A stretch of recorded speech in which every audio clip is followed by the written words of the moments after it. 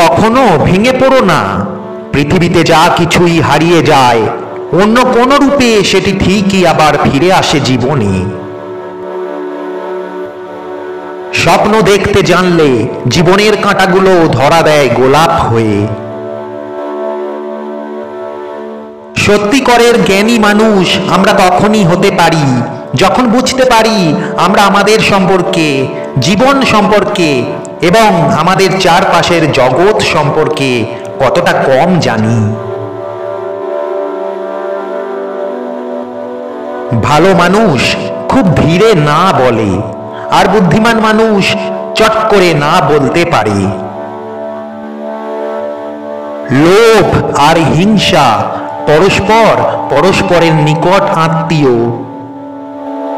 আরো অতীত জেনো না, বর্তমানকে জানো এবং সে জানাই যথেষ্ট। না বলতে পারাটা খুব বড় গুণ। বেশিরভাগ মানুষ না বলতে পারে না, এতে তারা নিজেরাও সমস্যায় পড়ে আর অন্যদেরও সমস্যায় ফেলে। সবাই অনেক দিন বাঁচতে চায়, কিন্তু কেউ বুড়ো হতে চায় না। নিজেকে শ্রদ্ধা করো, অন্যদেরও শ্রদ্ধা পাবে। জীবনে দুটো জিনিস খুবই কষ্টদায়ক।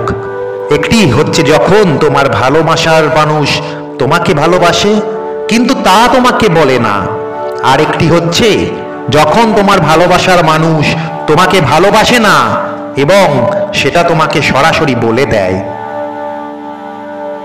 প্রতিশ্রুতি খুব কম দিও, দয়া করবার আগে ন্যায়বান হও। মানুষের মধ্যেই আমাদের বসবাস করতে হয়, তাই আসুন মানবতার জয়গান গাই। হার মেনো না। আজকের দিনটি হয়তো কঠিন, আগামীকাল হয়তো আরো খারাপ যাবে, কিন্তু এর পরের দিন নতুন সূর্য উঠবেই। আধুনিক বিজ্ঞান মানুষকে দিয়েছে বেগ, কিন্তু কেড়ে নিয়েছে আবেগ। তাতে আছে গতির আনন্দ, নেই জাতির আয়েশ।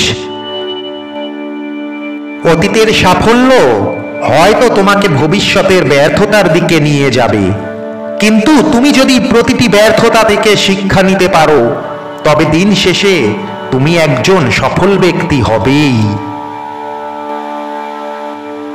যখন সাফল্য আসে তখন যন্ত্রণাকে আর যন্ত্রণা বলে মনে হয় না।